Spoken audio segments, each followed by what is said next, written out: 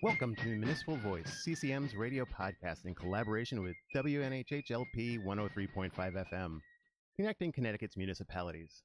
We are your source for news on the municipal level across the state of Connecticut.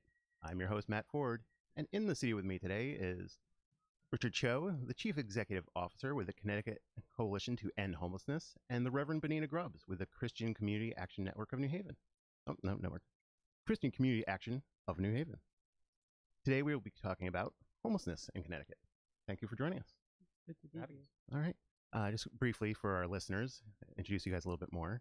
So, Richard, you are the new Chief Executive Officer of the Connecticut Coalition to End Homelessness, which also started the Be Homeful project. Is that correct? That's correct. Yep. Which is a new project to respond to the lack of funds available to help families at the front door of the shelter. The primary goal of this project is to raise emergency funds that caseworkers assisting clients referred by 211 can access to assist with one-time expenses that will be the difference between whether the family enters the shelter system or is able to remain housed. CCEH is fortunate to be partnered with a children's book character Paddington on this project, which is very cool, and it's helping to raise awareness about the impact of homelessness and what the impact it has on young children and families. The Bonita Grubbs, the Reverend, is the executive director of the Christian Community Action Network. Why do I keep saying network? I apologize. Would you like to say the name of your organization? Christian Community Action. Christian Community Action. The Reverend Grubbs has been the executive director since 1988, so you've been in this a long time, and you certainly know a lot about the topics we're going to talk about today. So the Community Action is a ecumenical social service organization that provides emergency housing and support for families. It engages in advocacy on behalf of of families who are poor. Also along with. Yeah.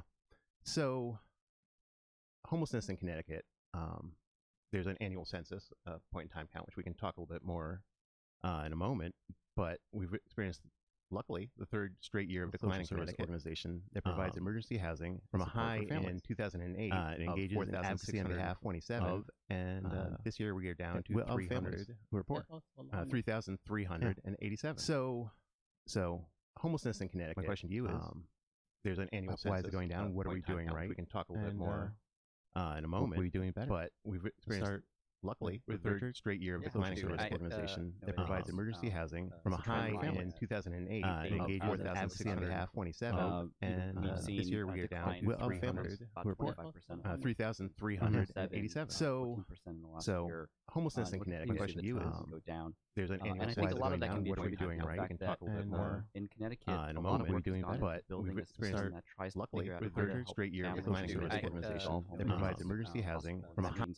Not letting them languish in shelters, not letting them languish in other programs. And this year we are down to 3,387. So homelessness in Connecticut. Question to you is, there's an area why is it going down? What are we doing right? We can talk a little bit more in Connecticut in a moment. What are we doing better? But we've experienced, luckily, the third point in time declining service organization that provides emergency housing from a high. Previously, not letting them languish data we had on advocacy on behalf of 27, and this year we are down to homeless on house night. 3,387. So homelessness in Connecticut. Question to you is, there's an area why is it going down? What are we doing right? We can talk a little bit more in a moment. What are we doing better? But it's not just chronically. The third point in time declining service organization that provides emergency housing from a high. Previously, not letting them languish data ability to actually engage with advocacy on behalf of 27. Really perfect yet, but we're going to see this year we are down without families homeless on 3,387. So homelessness in Connecticut. Question to you is, also share that we know that a lot of that community is doing right. We can talk more. Okay. Or 2,000 rather. We will confirm that through the next January point in time count that we conduct. And so when you say experiencing today, you mean today?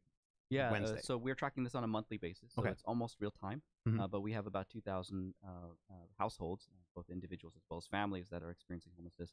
And we now know that about roughly 220 individuals and families are actually leaving homelessness through housing assistance, or in some cases, smaller proportion that are resolving on their own.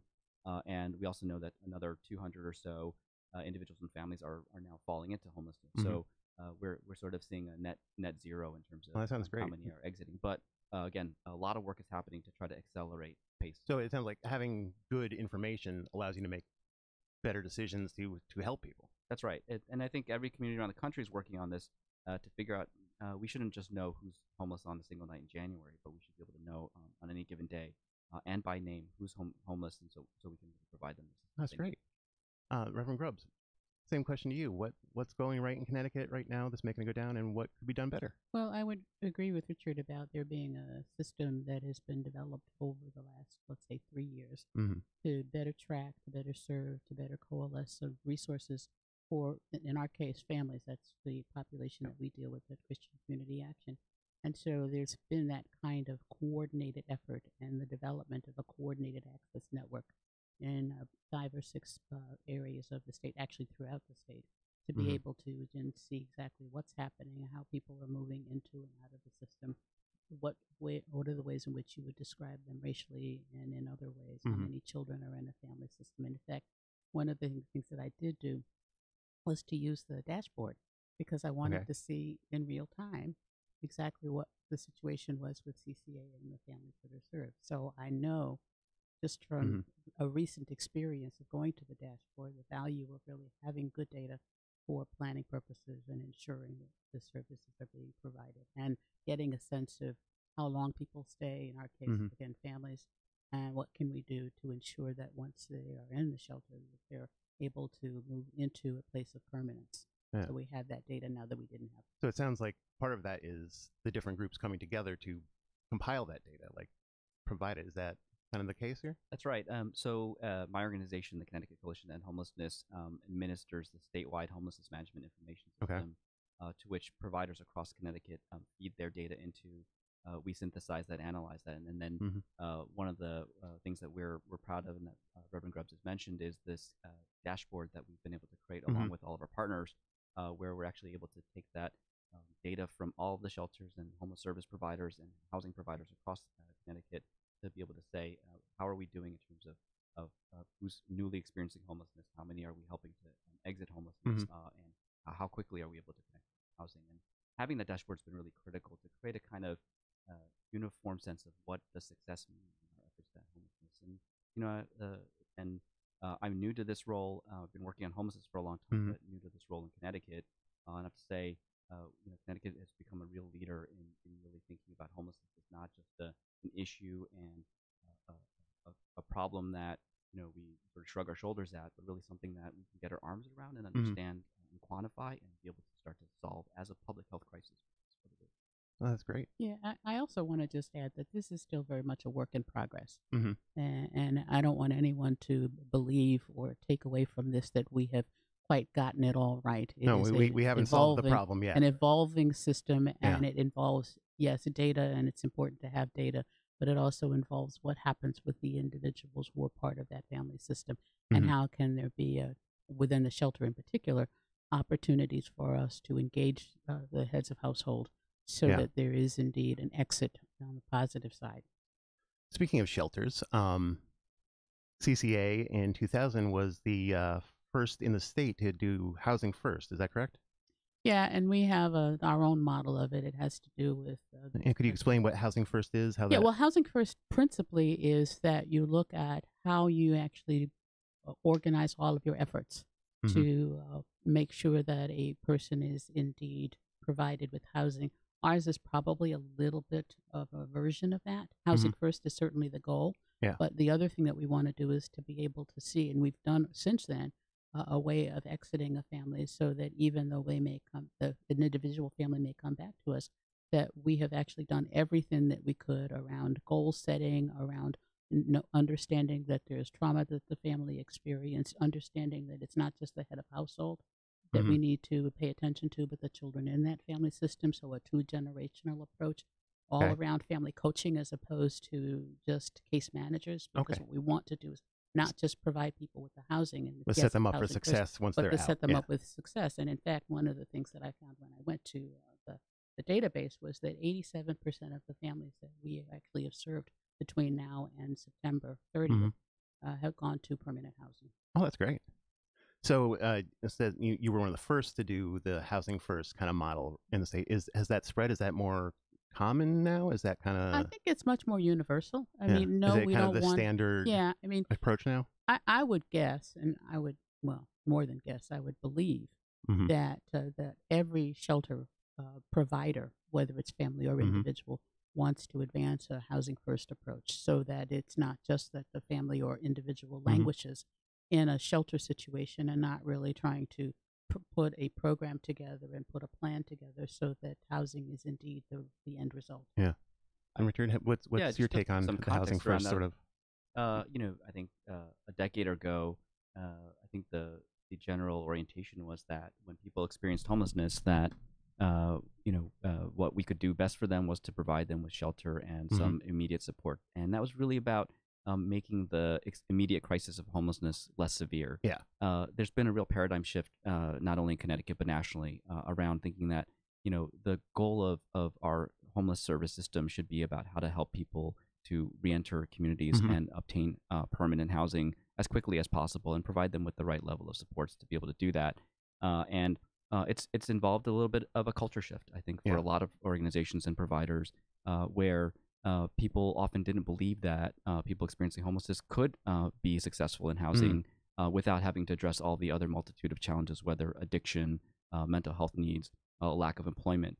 And what research has proven time and time again is that when you actually provide people with housing immediately and then the right supports, that housing ends up serving as a platform for them to be able to achieve recovery, achieve stability, and gain employment and have stability as a family, as opposed to trying to fix all those issues first and then have them sort of earn their way to housing. Yeah, having a home lets them get a job, maybe. That's right. And that's have an address when you fill out a job application. That's something that we all do when we apply for jobs and we don't think about. But if you can't put anything in that line, you're not going to get a job. There's a catch-22, right, of how people experiencing homelessness, where they have lots of challenges in their lives, and they also have a lack of a home.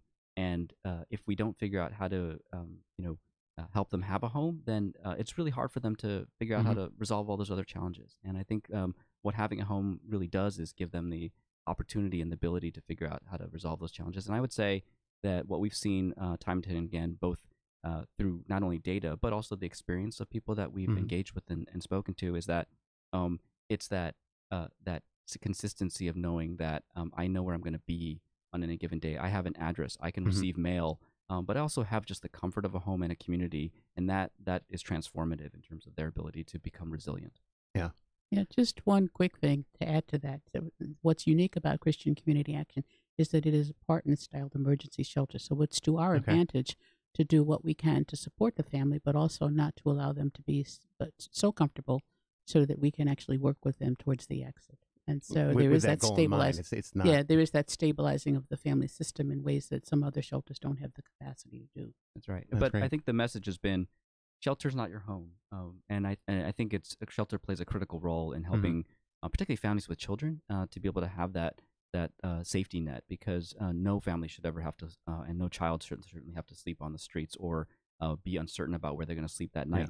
So shelter's critical, but thinking about shelter as a staging ground, as a way to help families to move on into permanent housing is critical, and certainly what Reverend Grubbs is doing is really thinking about how do we create a safe place for families, but also send the message: shelter should not be your home. There's a better place that families can. So, get them sheltered, get them safe, but then the long game is get them out of that system and into a home. That's right. I would say the short game, actually, because I think the key is that the longer families stay in shelter, the harder it is sometimes to get out of shelter and get them into permanent housing. And I think the goal should be really, how do we help them connect to that permanent housing quickly? And I would add that the family coaches that are at Christian Community Action do a fabulous job of pushing and encouraging, cajoling, and everything. Yeah, I was actually reading this is an old publication about homelessness in New Haven, which is great, and actually Reverend Grubbs contributed this back in 2000. And one section that I thought was interesting is you're talking about providing 4 kinds of opportunities to be supported in the crisis. So in that first moment, getting them sheltered. To speak to be challenged, which I think is part of what you're talking about. Mm-hmm. With to really not people shouldn't be getting comfortable in those shelters. They should be using them as a platform and challenging them. That's right. To speak on their own behalf and to be treated with dignity. Yep. And he said, challenge is important. Challenged people often rise to meet the level of expectation. Mm-hmm. And I thought that was a really good point, is that empowering people to help themselves is a big part of this. Well, the enabling is not always good to do. In fact, most of the time, enabling is not a good thing. So empowering is really kind of what we focus on, and helping people to think about, so where are you going to be and what kinds of things do you need to get to the place where you want to be, and really trying to support them through other services that we provide to do that. That's great. So I think a lot of people, when they think about homelessness, they think about urban panhandling, that kind of stuff. But it's not just in the cities. It's a statewide problem, That's right? For instance, the town of Washington, which is a small town in Litchfield County, near where I grew up,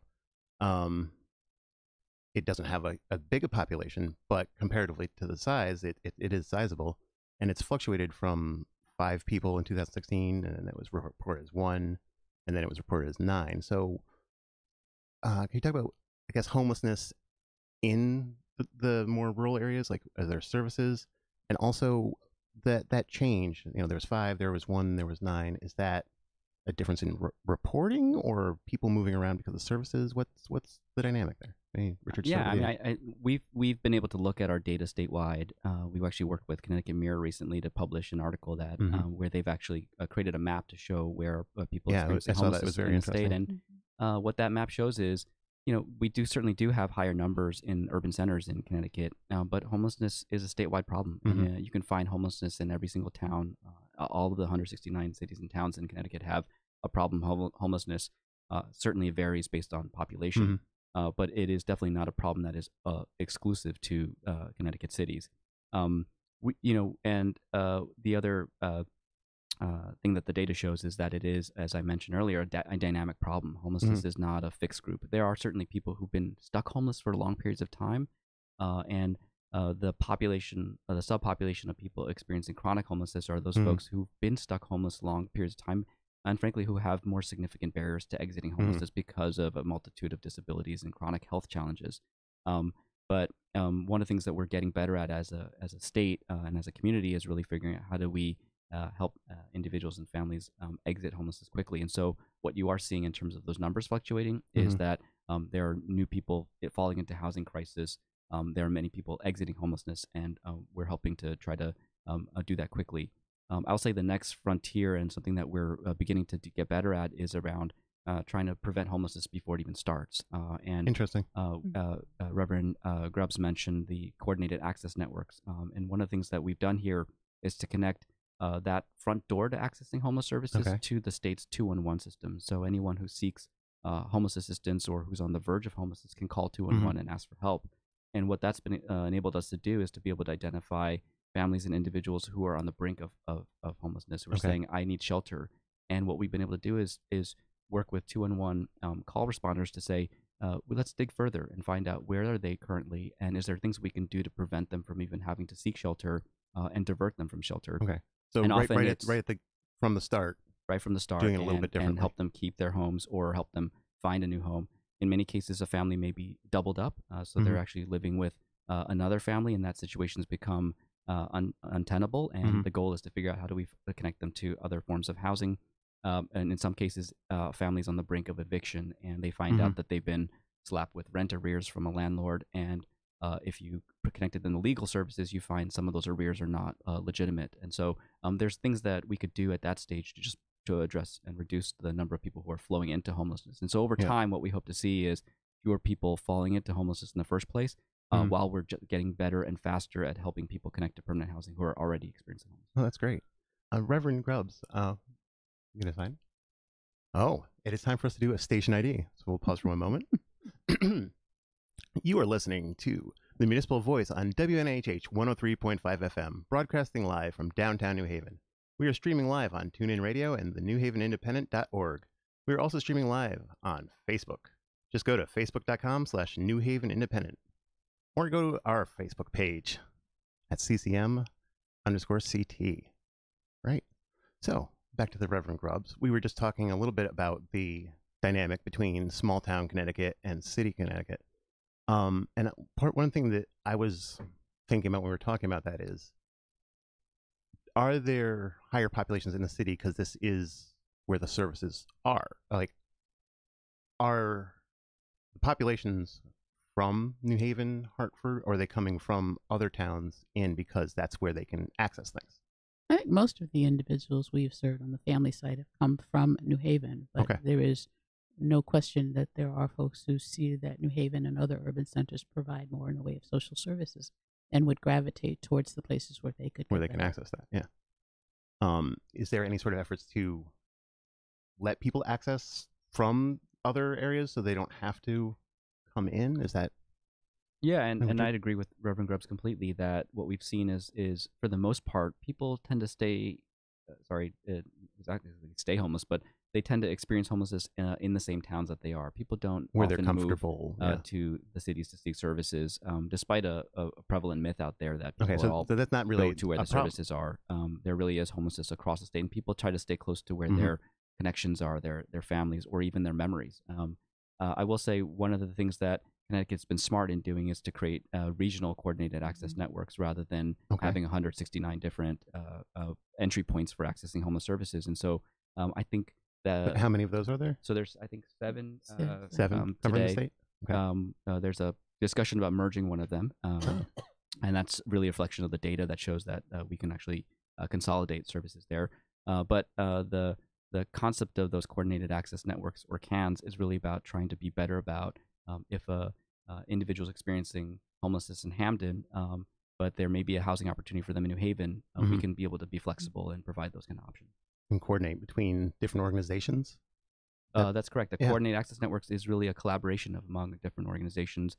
There's a leadership in every single CAN, and what they essentially do is try to figure out how they can match people to the right kinds of assistance, regardless of sort of where you are. We're also working on trying to figure out how the CANs can speak to each other and be able to, if someone's experiencing homelessness in New Britain, but they actually want to move to New Haven, we can try to facilitate some of that as well. Happen. That's great. So one of the things we want to talk about in Connecticut, we had a recent election. We're going to have a new governor. But Governor Malloy, one of his things he touted was that they ended chronic veteran homelessness in Connecticut, essentially. It was, what does that mean? And first of all, what does chronic homelessness mean? And what did that effort do that worked? And could we do that elsewhere with non-veterans, I guess? Yeah, absolutely. I was actually working at the federal government at the U.S. Interagency Council on Homelessness at the time when Connecticut achieved its milestone of ending chronic homelessness among veterans first, and then actually declaring an effective end to homelessness for all veterans. That's great. Is that unique to Connecticut? Connecticut's one of the 3 states that's been able to do that. It was actually the first state to achieve an end to chronic veteran homelessness.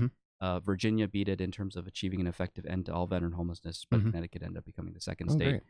What essentially that means is that while it doesn't mean that no veteran will ever fall into housing crisis, it does mean that we have the capacity in Connecticut to be able to identify that veteran once they experience homelessness as soon as possible, connect them to permanent housing. I think within a period of 90 days, it might be even shorter. But at the point which the federal government validated Connecticut's efforts, we found that Connecticut was able to house any veteran that falls into housing crisis within 90 days and can sustain that over the future. We're getting better about homelessness prevention among veterans, but we're not there yet. And so I think that there's still work to be done. Do you work with like the VA, for instance, on things like that? I mean, that's one of the things that's been critical to that effort is really the partnership across the public and the nonprofit and the private sector.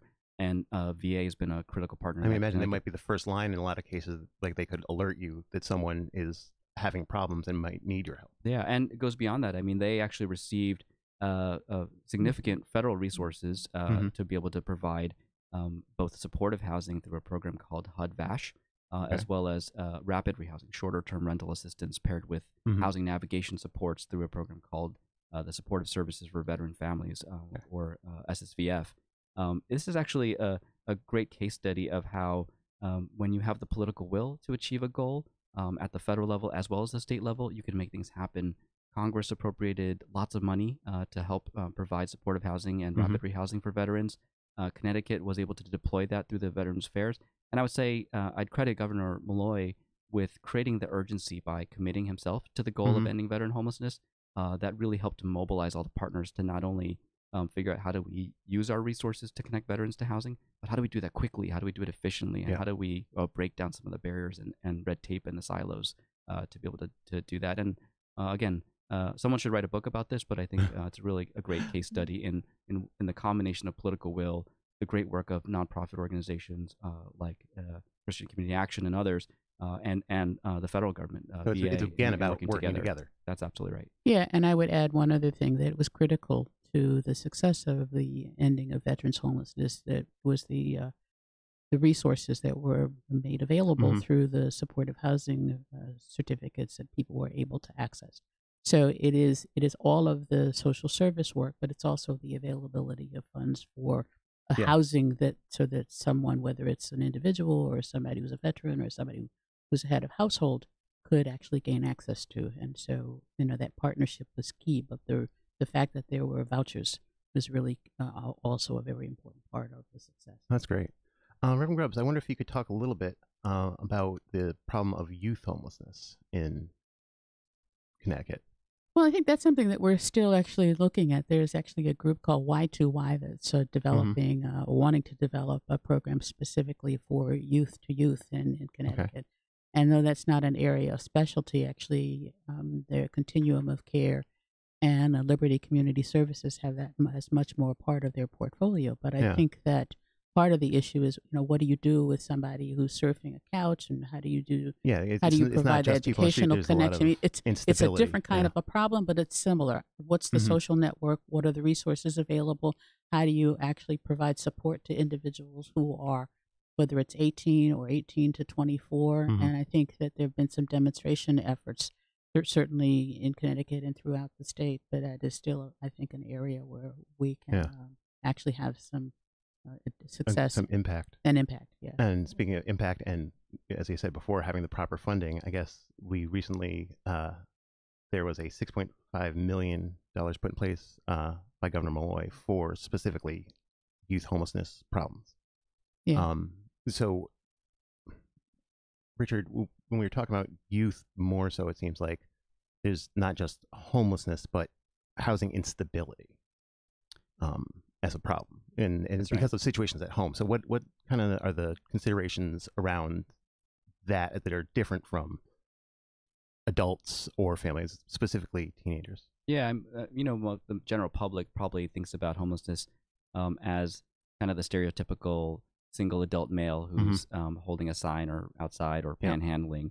And we still see people, single individuals who are experiencing homelessness, but a really large and potentially growing population are young adults and youth who are experiencing homelessness. And they don't tend to experience homelessness in the same ways. They're not necessarily on the streets, although we do see some of that. They don't necessarily go to the adult emergency shelter system.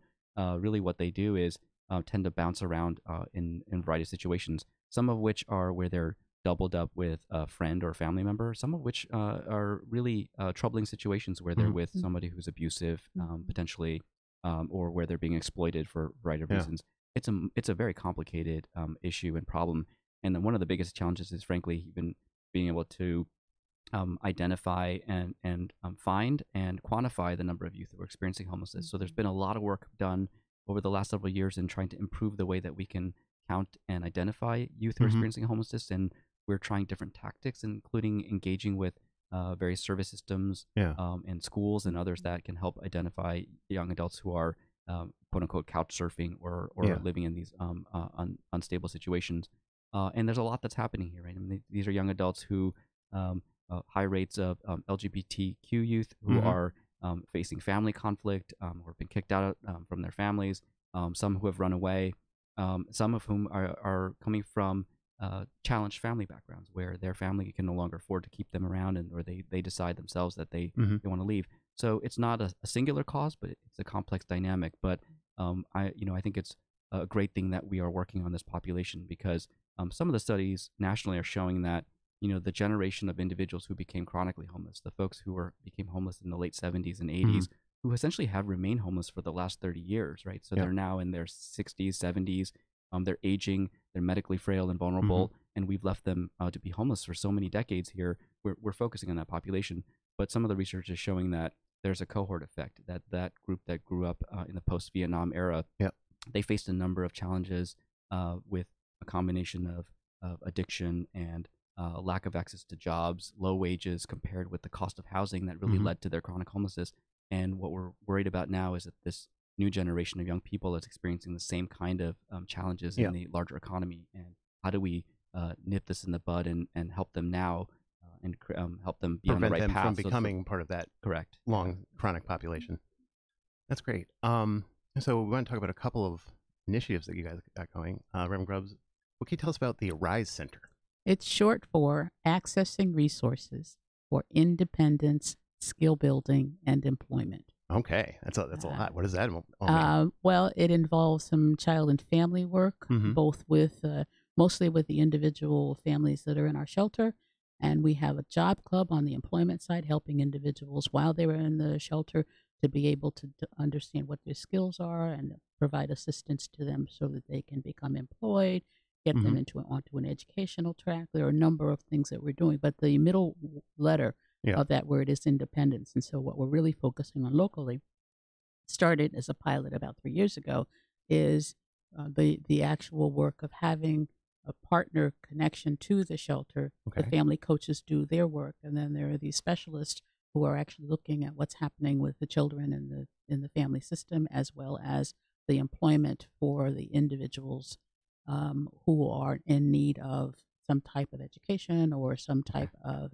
employment support. So you can connect them with educational resources. Absolutely. With employers. And one of the things that we do is to try to stay in touch with them after they leave the shelter, so that if they run into a problem, that they can come back to us and talk with us a little bit about how they can get over give them help before they end up back on the because streets or whatever. For me, it is an end to homelessness that allows for there not to be a return. But for some individuals, they fall into difficulty. And one small situation was a woman who was actually in an apartment. She had a roommate with her children, and as a result of things that were happening and the fact that they weren't getting along, she needed to work with the family coach to be able to find another type of job, another type of apartment, and have a little bit more peace in her life.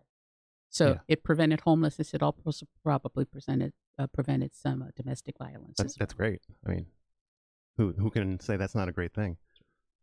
Well, thank you. It sounds like the Arise Center is a wonderful project. Yeah, there's more to come in that regard, and I will say something about that at a later point. But we really want to make the shift to not just providing services to folks in the shelter, but to folks who live in this hill section of New Haven, because that's our base. And I assume that there's more information about the Arise Center on the website? It's on the website, but there is going to be more to come in the days ahead. Oh, because we big have announcements. an announcement to make. Well, let's definitely watch out for that.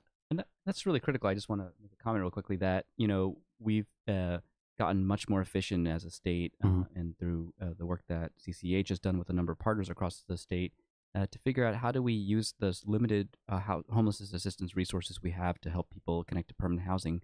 But then the question's then what, right? I mean, people may be able to obtain housing, but they still may be severely rent burdened. And I think getting them access to employment, helping them build a career ladder to be able to gain more incomes, that's critical. And I think having the next phase of this work, fully believe in housing first, but what's second? And I think that is about helping getting them in housing is the first step, not the last. That's correct. It's the beginning of the story. And I think that's where we need other sectors, employment, education, to step up, right, and figure out now that they're housed, how do we help them not only keep that housing, but continually to grow and thrive.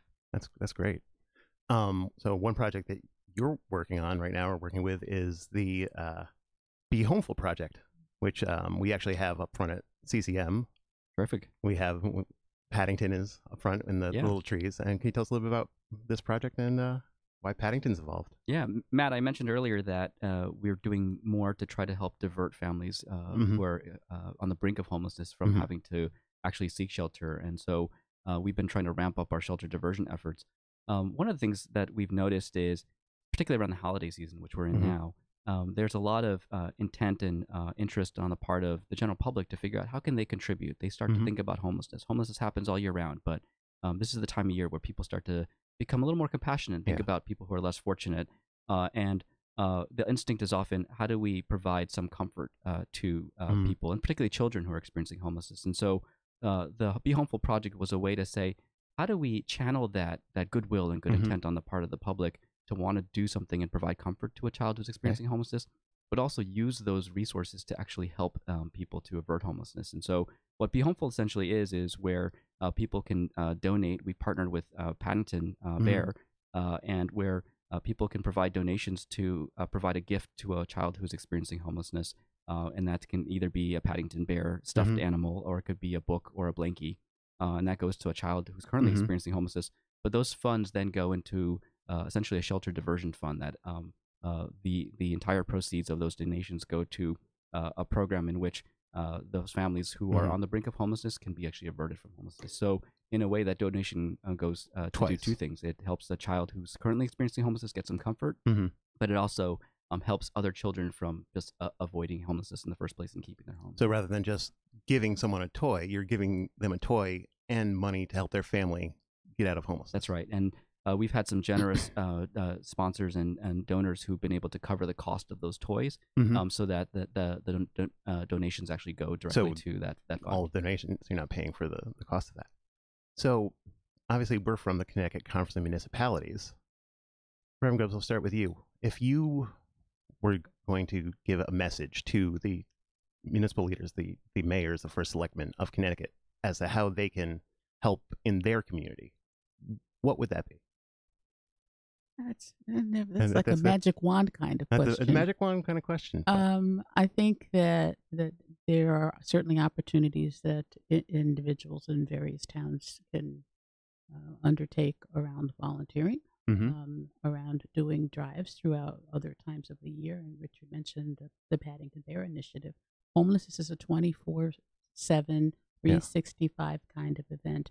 And there are lots of organizations in this town and throughout the state who have ideas about how they could actually be of assistance. So I would encourage municipal leaders to check with the shelter directors and executive directors in their various towns to be able to see how they can have an impact that's greater, that's much more systematic, and particularly around affordable housing. That's I don't have time to talk about that. That's a whole nother show. But yes, exactly. But I'm one of the members of an affordable housing task force for the city, and we're looking at how can you actually push for more affordable housing, and I think that's an area. Yeah, I imagine those two issues are very closely tied to each other. Well said. We will have to do a whole other show on that. Maybe you'll come back and talk to us then. We'll see. Richard, same question to you. What can municipal leaders and people in those towns do? I think a number of things, as the Reverend mentioned. I think hosting these drives, certainly an easy way to start is to really host a drive for Be Homeful, or even to raise funds for other nonprofits who are providing homeless services. And again, I want to mention just quickly that Connecticut realtors and businesses like Splash Car Wash have been hosting drives, and so we've been seeing a lot more businesses kind of take that up. But it'd be great for municipalities to also take some leadership in engaging businesses or hosting drives themselves. And I think there's a lot more that could be done. I also think municipal leaders can, as the Reverend started to mention, become advocates for the need for investments in affordable housing. Again, homelessness, but also the affordable housing crisis is happening all over the state. And so, I think municipal leaders have an important voice to say about the need for housing. And then the last thing I'll say, as I mentioned, when Governor Malloy really took up the challenge to end veteran homelessness, that's when things really started to happen. I think we can see that locally as well, with municipal leaders saying that they're going to commit to seeing homelessness go down in their communities, and providing that kind of leadership to mobilize key partners. Yeah, that's great. And mentioning Governor Malloy having helped start this change, are you optimistic about Governor Ned Lamont and his efforts going forward? I am optimistic. He hosted a policy summit recently, and I'm honored to actually be a part of one of the policy subcommittees focused on housing and homelessness that he's created. And so I'm helping to try to inform what this next administration can focus on. But there's a lot of optimism in the room. It was a packed room of people that were gathered in Willimantic to really hear about the governor's vision. And there's a sense of we're facing tough budget situation. Connecticut's facing a lot of challenges, but there's a sense that we all can collectively do better. And again, I'm looking forward to seeing Governor Ned Lamont to take some more leadership on ending homelessness. And frankly, we now have the tools and capacity to do it. There's no reason why Governor Lamont couldn't commit to ending all homelessness. That's great. Reverend Grubbs, you feeling good about Lamont? I am an optimist by nature. I don't like to be a pessimist, so I am optimistic about what opportunities will unfold. Well, that's great. I think we should all be that way. Awesome. Well, I'd like to thank you both for being here on the Municipal Voice. Thank you for having us. Thank you. So, in closing, homelessness has seen a dramatic decline in Connecticut thanks to the works of municipalities and organizations like CCH and CCA. But there's still work to be done, and there are ways you can be a partner in that. Thank you to our guests for letting us know a little bit about what they do and how we can be partners in ending homelessness in Connecticut. The Municipal Voice is a co-production by CCM and WNHH 103.5 FM. Kevin Maloney is our executive producer. Christopher Gilson is our producer. Harry Draws is on the boards, and I'm Matt Ford, your host. Talk to you next time.